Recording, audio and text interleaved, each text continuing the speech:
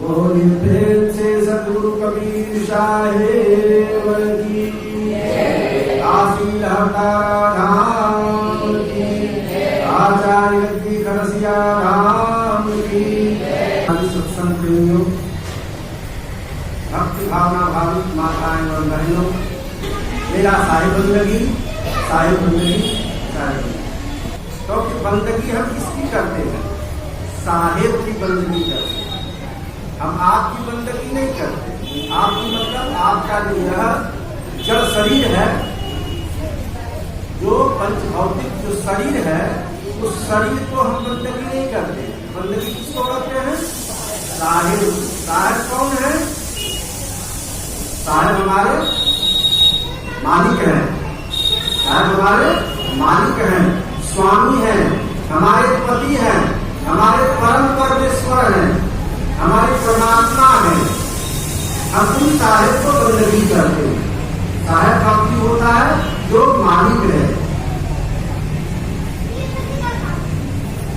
तो साहिब के चरणों में, परमात्मा के चरणों में हम आपके माध्यम से बंदगी करते हैं।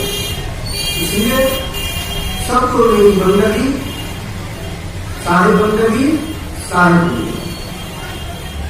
आगे सत्संग की कड़ी से जुड़ते हैं। जैसा कि आप लोगों को विदित है, इस बार ग्रंथ का आधार, सत्संग का आधार ग्रंथ जो रखा गया है वो बोध सागर है। बोध की दुनिया में आप लोग प्रवेश कर रहे हैं। किसका बोध, किसका ज्ञान, बोध बने ज्ञान, किसका ज्ञान प्राप्त करने के लिए आप इस सत्संग का है? किस चीज का ज्ञान, किस वस्तु का, किस व्यक्ति का, किस स्थान का ज्ञान प्राप्त करने के लिए कबीर विकेतर में आप आए हैं? बताइए, किसका ज्ञान? रोटी बनाने का ज्ञान, चावल बनाने का ज्ञान, किस चीज का? आप यहाँ क्या सीखने के लिए आए हैं? क्या जानने के लिए आए हैं? क्या समझने के लिए आए हैं? सुनी समझ जन मुनि मन मत अनुराग, लहर चार फल असत करूं साध समाज प्रयाग। ये जो संतों का समाज लगा है, ये साक्षात प्रयागराज। तीर्थों में महान तीर्थ प्रयागराज कहा जाता है। सनातन धर्मावलंबियों के लिए प्रयागराज का बड़ा ही महत्वपूर्ण स्थान है। हर सनातनियों को, हर हिंदू धर्म को मानने वाले सभी को एक न एक बार प्रयागराज और काशी धाम अवश्य जाना चाहिए। अब आप लोग यहाँ जितने बैठे हो सब सनातनी हो कि नहीं हो? कोई मुसलमान परिवार से हो क्या? वो इस्लाम को कबूल किया हो क्या? नहीं ना। यहाँ जितने बैठे हो सब सनातन धर्मावलंबी हो, सनातन धर्म से जुड़े हो। हम कबीरपंथी सनातन से अलग नहीं है, इसको याद रखना। क्योंकि सतगुरु कबीर साहब की जो धारा वही है, प्रवाहित हुई है, वो कहाँ से हुई है?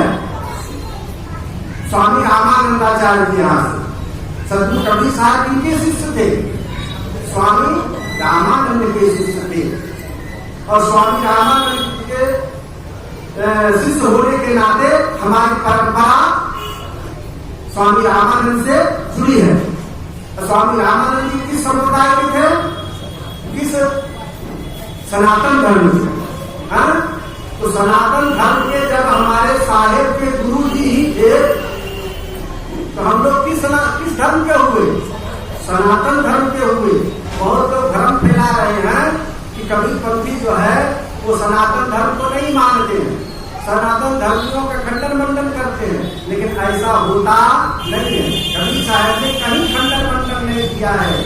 उन्होंने कहा रामकृष्ण से को बड़ा, रामकृष्ण से को बड़ा, तीनों तो गुरुबिन, तीन लोक के हुए धनी, गुरु आगे आधीन। तीन लोक के हुए धनी कौन? राम और कृष्ण। राम कृष्ण, ब्रह्मा विष्णु शिव आदि जो हैं, ये तीन लोक के धनी हैं। तीन लोक के धनी मतलब सेठ, धनी बोले सेठ, मालिक। ये लोग 3 लोक के मालिक हैं। हाँ, ये बात अलग है कि गुरु आगे आगे उन लोगों ने भी गुरु की शरणागति को स्वीकार किया है। जितने देवगण हैं सभी देवताओं ने गुरु के शरणागत को स्वीकार किए हैं। क्यों किए हैं? जिसलिए आपने किया है, जिस तरह से आपने, हम लोगों ने गुरु की शरणागत को स्वीकार किए हैं, उसी प्रकार से ब्रह्मा विष्णु महेश ने भी, सभी देवगण आदि ने भी गुरु के महत्व को स्वीकार किया है और गुरु के शरणागत को स्वीकार किया है। किस लिए किया है? आप लोगों ने किस लिए किया है? गुरु की शरणा लीजिए भाई, क्यों? जासे जीवन नरक नहीं जाई, गुरु मुख होई परम पद पावे, 84 में बहुरी नावे। इसलिए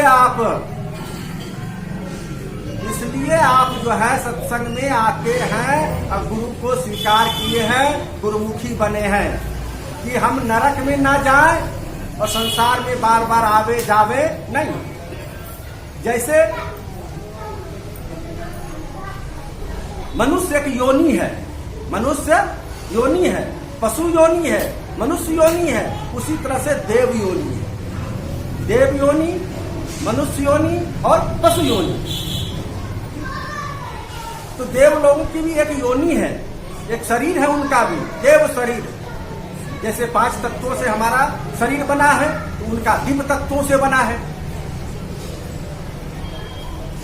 तो वो लोग भी, उन लोग भी जो है, देवगण भी परमात्मा की प्राप्ति के लिए, देवगण भी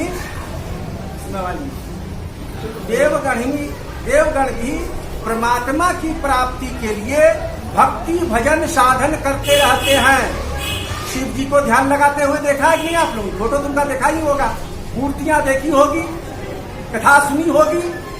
भगवान शिव हर समय ध्यानाभ्यास करते रहते हैं। पार्वती जी को तो यही शिकायत रहता है कि आप तो हरदम ध्यान में बैठे रहते हैं, जबकि मैं सुनती हूं कि आप महादेव हैं, देवों में देव महादेव है। सारी दुनिया आपका ध्यान करता, आपका पूजन करता, आपको लोग मानते हैं, फिर आप किसका ध्यान करते हैं? तो उनको जवाब दिया है शंकर जी ने कि मैं अपने सद्गुरु का ध्यान करता हूं, मैं अपने परमात्मा का ध्यान करता हूं। वो भी ध्यान करते हैं, वो भी जप करते हैं। विष्णु जी को भी आपने क्षीर सागर में ध्यानाभ्यास करते हुए देखा होगा, फोटो वगैरह में, कथाओं में, पुराण की कथाओं में आप सुने होंगे कि हर समय भगवान विष्णु जो है ध्यानस्थ रहते हैं। क्यों रहते हैं? जब वो संसार के कर्ता धर्ता मालिक हैं, उनको ध्यान करने की क्या आवश्यकता है? लेकिन वो करते हैं, किनका करते हैं? वो भी सतपुरुष परमात्मा की करते हैं। परम सत्य सनातन अनादि ब्रह्म सतपुरुष परमात्मा जो है, उनका ध्यान विष्णु जी भी करते हैं, शिव जी करते हैं और ब्रह्मा जी भी करते हैं। कमलासीन जो ब्रह्मा जी हैं, वो भी बराबर ध्यान में लगे रहते हैं। क्यों लगे रहते हैं? परमात्मा के, जिस परमात्मा की खोज हम मनुष्यगण करते हैं, जिस परम सत्ता को प्राप्त करने के लिए, जिस परम सत्ता को तक पहुंचने के लिए हम मानवगण ध्यान करते हैं, जप करते हैं, समाधि लगाते हैं, तप करते हैं, व्रत करते हैं, उपवास करते हैं, युद्ध व्रतादि करते हैं, वो देवगण ही करते हैं। क्योंकि सबका मालिक एक है, सबका पति एक है। जो सबका पति है, जो परम पति है, जो परम पति है, परमेश्वर है, परमात्मा है, अनादि ब्रह्म है, वो सत्य सनातन, परम सत्य सनातन अनादि ब्रह्म सत्पुरुष परमात्मा की भक्ति देवगण ही करते हैं और हम मनुष्यगण ही करते हैं उसी परमात्मा को प्राप्त करने के लिए। समय समय पर देवता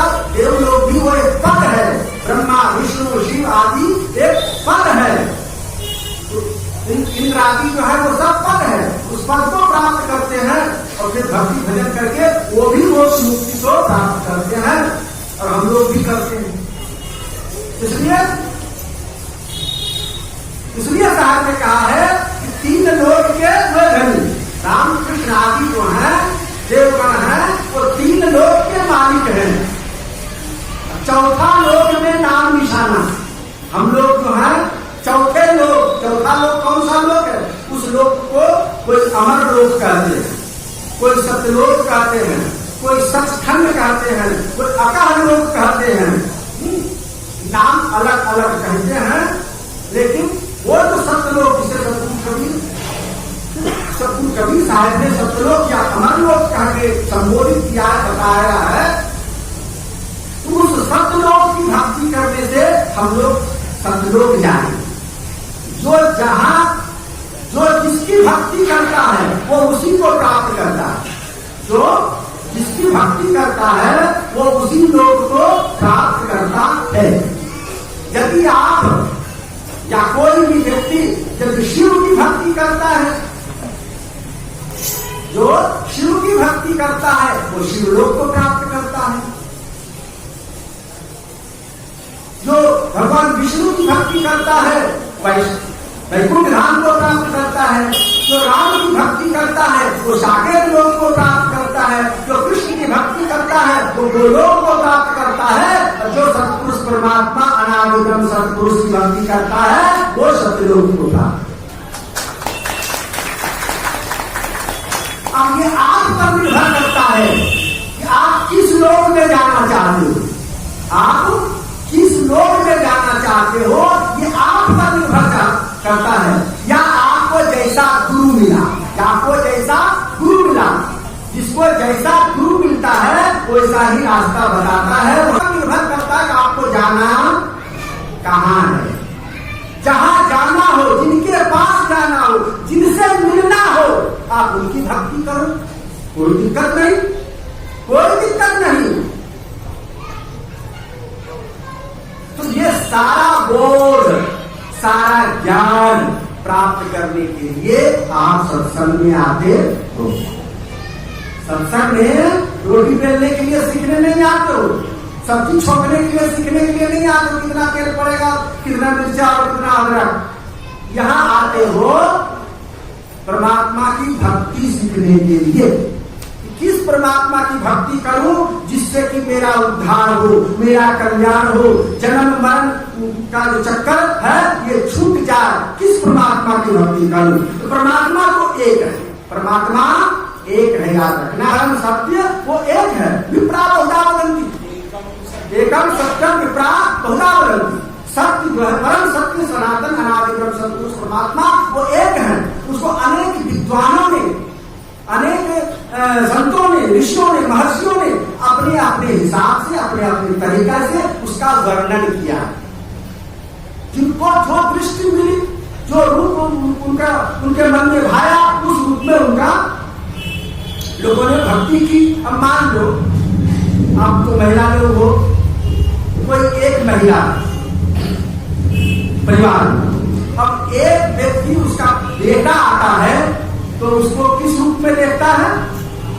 मां के रूप में। और उसके पति उसको किस रूप में देखता है? और उसकी मां आती है तब उसको किस रूप में देखती है? और उसकी सास आती है तब किस रूप में देखती है? महिला एक ही है, अलग अलग है। सबका दृष्टिकोण, जिसके साथ जो संबंध है वही रूप उसको दिखाई पड़ता है। जो संबंध है वही संबंध का रूप उसको दिखाई पड़ता है। रूप तो वही है, आकृति वही है, प्रकृति वही है, सब कुछ वही है, लेकिन जिसके साथ जैसा रिलेशन है उस तरह का उसका रूप दिखाई पड़ता है।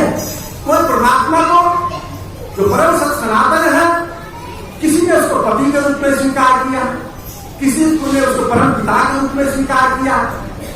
सखी संप्रदाय वो जो है पति के रूप में परमात्मा को मानते हैं। सखी संप्रदाय पति के रूप में हो गया।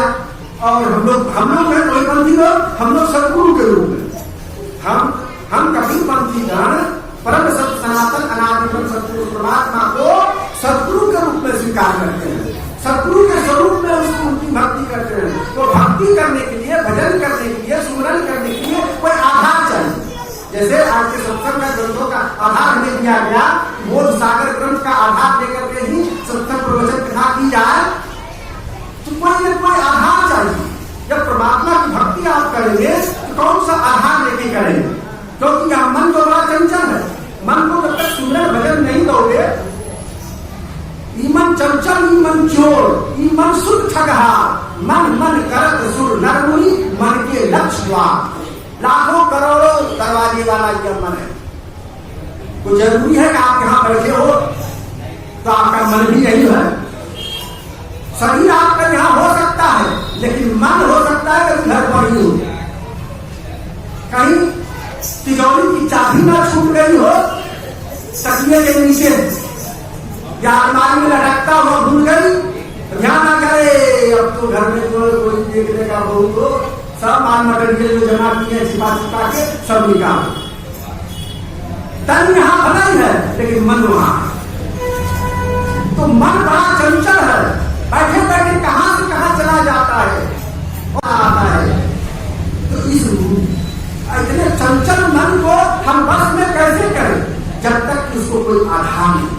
बच्चा जब रोता है उसको चुप करने के लिए क्या देते हो, चटनी चटाने लगते हो। आप लोगों के जमाने में तो हम लोगों के जमाने में नहीं, लाल रंग का लकड़ी का चटनी रहता था, उसको बच्चे के हाथ में थमाने लगता है और वो उसको चाटने लगता है। उसको कोई स्वाद नहीं मिलता।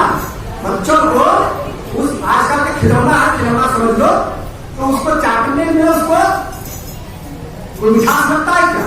मिठास नहीं लगता। पेट भरता है क्या? पेट भी नहीं भरता है, लेकिन कुछ देर के लिए उसमें मस्त हो जाता है और रोना भूल जाता है, माँ तब तक दूसरा काम कर ले। उसी प्रकार से जो चंचल मन है, उसको कुछ चटनी चाहिए, कुछ चाटने के लिए। इसीलिए हमारे संत कहते हैं, इस चंचल मन को जब एकाग्र करना हो तो क्या करो, किसी न किसी महापुरुष के चित्र का आधार ले लो। तो हम लोगों को सदगुरु ने बताया, हमारे गुरुदेव ने बताया कि किनका ध्यान करो भाई, गुरु मूरत गति चंद्रमा, सेवक नयन चकोर, पलक पलक निरखत रहो, गुरु मूरत की ओर। अपने गुरु की मूर्ति का ध्यान करो। ज्ञान मूलम गुरुर्मूर्ति, पूजा मूलम गुरोपरम, मंत्र मूलम गुरुर्वाक्यम, मोक्ष मूलम गुरुर्वाक्यम। ज्ञान मूलम गुरुर्मूर्ति, गुरु की मूर्ति का। गुरु भी बहुत हमारे हैं, जीवन में बहुत गुरु आए हैं। एक एक अक्षर सिखाने वाले गुरु होते हैं, एक अक्षर प्राणायाम दो गुरु न बनते। एक अक्षर देने वाले को ही गुरु मानना पड़ता है। यदि गुरु नहीं मानता है तो यह गुरु ही माना जाता है। तो गुरुओं की श्रृंखला बड़ी लंबी है। भौतिक गुरु है, आध्यात्मिक गुरु है, धार्मिक गुरु है, बहुत तरह के गुरु है हमारे जीवन में। अब किन गुरु का हम ध्यान करें? इतने गुरु हमें आए हमारे जीवन में, उन सभी गुरुओं में से हम किस गुरु का ध्यान करें? तो हमारे संतों ने बताया, हमारे साहब ने बताया कि भाई जो सदगुरु हैं उनका ध्यान करो। सदगुरु में सभी गुरु समाहित हो जाते हैं। सदगुरु में सभी गुरु समाहित हो जाते हैं। तो सदगुरु है कौन? सदगुरु केवल सदगुरु कबीर साहब। और सभी गुरु हैं, धर्म गुरु हैं, जगत गुरु हैं, विश्व गुरु हैं, लेकिन सदगुरु तो केवल कबीर साहब। इसलिए कबीर साहब का ध्यान करो गुरु के रूप में। ज्ञान मूलम गुरु मूर्ति। क्यों? जो चंचल मन है तुम्हारा, जब गुरु मूर्ति को सामने लेकर के बैठोगे कबीर साहब का, और जो हमारे सदगुरु ने, जो हमारे गुरुदेव ने, जिनसे हमने कंठी बंधवाया है, उन्होंने जो नाम दिया है, जो जाप दिया है, उस जाप को मन ही मन करेंगे। नेत्र के आगे रहेगा साहब की छवि और श्वास श्वास में रहेगा नाम। तो मन जो भटक रहा है चारों तरफ दुनिया में, भटकते हुए मन को एक आधार मिल जाएगा। क्या मिलेगा? आधार। आधार अधिकरण, अधिकरण को आधार कहा जाता है। अभी आपका बैठने का आधार क्या है? टाट है ना, टाट पर आप बैठे हो, जमीन पर बैठे हो, हम लोग ये चौकी पर बैठे हैं, तख्त पर बैठे हैं, ये हमारा आधार है। जब ये आधार नहीं होगा तो हम बिना आधार के कैसे बैठते? बिना आधार के, आधार ना हो जमीन का तो कैसे चलेंगे? तो आधार के बिना काम नहीं चलता है। इसीलिए भक्ति करने के लिए, भजन करने के लिए, साधना करने के लिए, ध्यान करने के लिए हमें आधार चाहिए। और हमारे संत कहते हैं, हमारे गुरु कहते हैं कि गुरु मूर्ति का ध्यान करो। ध्यान मूलम गुरु मूर्ति, पूजा मूलम गुरु परम। यदि पूजा करना हो तो गुरु के चरण कमलों की पूजा करो। क्यों भाई? बहुत देवी देवता है, बहुत देवी देवता, किनकी किनकी पूजा करो? किस किस मंदिर में लौटते फिरो? बस मान लो कि गुरु के चरणों में ही समस्त देवी देवताओं का स्थान है। पूजा गुरु की कीजिए, सब पूजा नहीं माय। जब जल सींचे मूल करूं तो शाखा पत्र खाए। मूल में जल में जब पानी दिया जाता है, जल सिंचित किया जाता है, समस्त पेड़ के जितनी भी डालियां हैं, शाखाएं हैं, पत्र है, फल है, पुष्प है, सब में पहुंच जाता है। उसी प्रकार से गुरु की पूजा करने से, गुरु के चरणों की पूजा करने से सभी की पूजा हो जाती है। ये शॉर्टकट रास्ता बताया कि सभी देवी देवताओं की पूजा एक साथ हो जाए। तो ध्यान मूलम गुरु मूर्ति, पूजा मूलम गुरु परम, मंत्र मूलम गुरु वाक्यम। गुरु ने जो वाक्य रूप में आपको मंत्र दिया है, उस मंत्र का सुमिरन करो। और मोक्ष मूलम गुरु कृपा, गुरु की कृपा जिस दिन हो जाए उसी दिन मोक्ष की प्राप्ति हो जाएगी। तो गुरु कृपा कब बनेगी? जब आपकी भक्ति दृढ़ होगी। आपकी भक्ति जब दृढ़ होगी, पूर्ण समर्पित गुरु के चरणों में होगी, तभी जो है गुरु की कृपा बरसेगी। ऐसे गुरु की कृपा नहीं बरसेगी। गुरु की कृपा तो आपकी भक्ति की पुष्टता पर होगी, इसलिए समर्पण भक्ति। इसलिए हमारे ग्रंथ का आधार है बोध सागर। सत्संग का आधार जो है क्या है? बोध सागर। तो किसका बोध प्राप्त करना है?